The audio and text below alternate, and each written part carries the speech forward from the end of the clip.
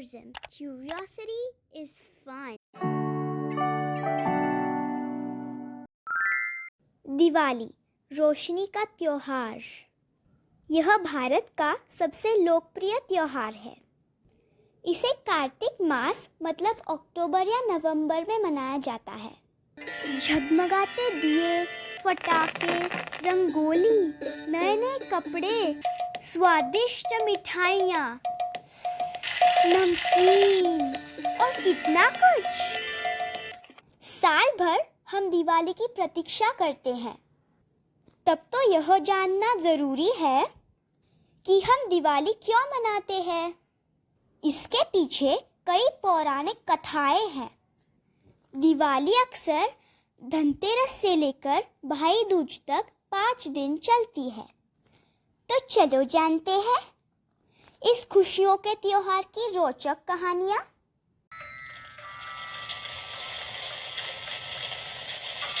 पुराणों के अनुसार भगवान धन्वंतरी का जन्म समुद्र मंथन यानी ओशन चर्निंग से हुआ था।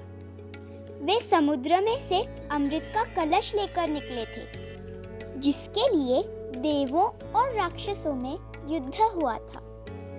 ऐसा माना जाता है कि यह अमृत शरीर से टॉक्सिन्स निकालता है और शरीर को मजबूत और तंदुरुस्त बनाता है। इसलिए धन्वंतरी को आयुर्वेद के जनक यानी फादर ऑफ मेडिसिन के रूप में भी जाना जाता है। भले ही धनतेरस सोना चांदी, कार खरीदने या अन्य इन्वेस्टमेंट करने के लिए शुभ माना जाता हो, लेकिन असलियत में धनतेरस व्यक्तिगत स्वास्थ्य मतलब इंडिविजुअल हेल्थ को इम्पोर्टेंस देने पर जोर देता है। प्राचीन काल में लोग भगवान धन्वंतरी की पूजा और स्मरण करते हुए इस दिन योग का अभ्यास करते थे और सात्विक भोजन पकाते थे। शायद लोकप्रिय कहावत हेल्थ इज वेल्थ का जन्म भी यहीं से हुआ होगा।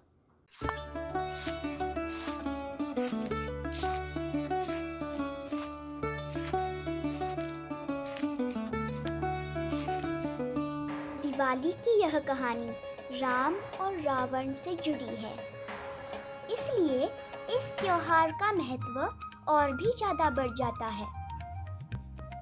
लंकाधीश रावण को युद्ध में हराकर अपनी प्यारी पत्नी सीता और अपने भाई लक्ष्मण के साथ 14 साल के लंबे वनवास के बाद भगवान राम जब अयोध्या लौटे तब पूरी अयोध्या में खुशियां छा गई।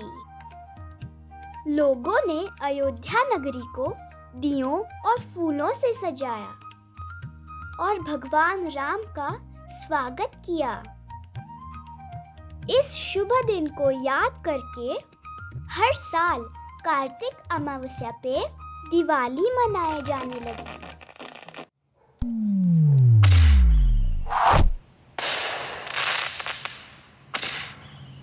नरकासुर एक शक्तिशाली एवं दुष्ट राजा था।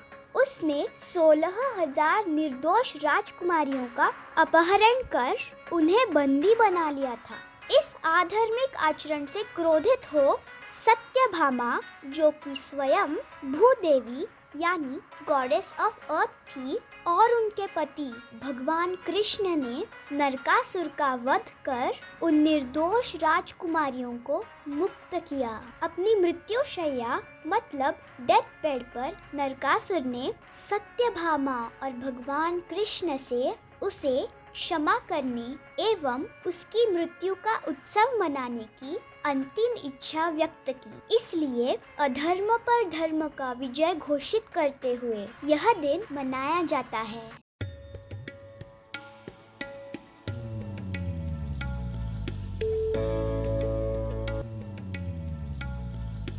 पुराणों के अनुसार लक्ष्मी देवी का जन्म भी अश्विन कार्तिक मास की अमावस्या को समुद्र मंथन से हुआ था और उन्होंने भगवान विष्णु को पति के रूप में स्वीकारा। वह 14 रत्नों में से एक महत्वपूर्ण रत्न है। अमावस्या पर देवी लक्ष्मी की पूजा करना हमारे घर में सौभाग्य, धन और समृद्धि को आमंत्रित करने का एक अनुष्ठान है। प्राचीन काल से यह त्योहार फसल कटाई यानी न्यू हार्वेस्ट के जश्न के रूप में भी मनाया जाता है। इसलिए किसान अपनी फसल लक्ष्मी माता के चरणों में अर्पण करके समृद्धि देने के लिए धन्यवाद देते हैं। मान्यता है कि दीपावली की रात महालक्ष्मी अपने भक्तों के घरों पर जाकर उनकी समस्त मनोकामनाएं पूर्ण करती है। भाई दूज। सूर्यदेव के 2 संतान थे, यम और यमुना। दोनों भाई बहन में बड़ा प्यार था। शादी के बाद भी यमुना सदा अपने भाई को आमंत्रण देती थी, लेकिन यम सदा अपने काम में व्यस्त होने के कारण नहीं जा पाते थे।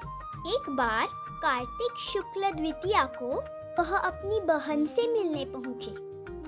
अचानक अपने भाई को देख यमुना बड़ी खुश हुई और अपने भाई का आदर सत्कार किया। अपनी बहन से प्रसन्न होके यम ने उसे वरदान मांगने के लिए कहा।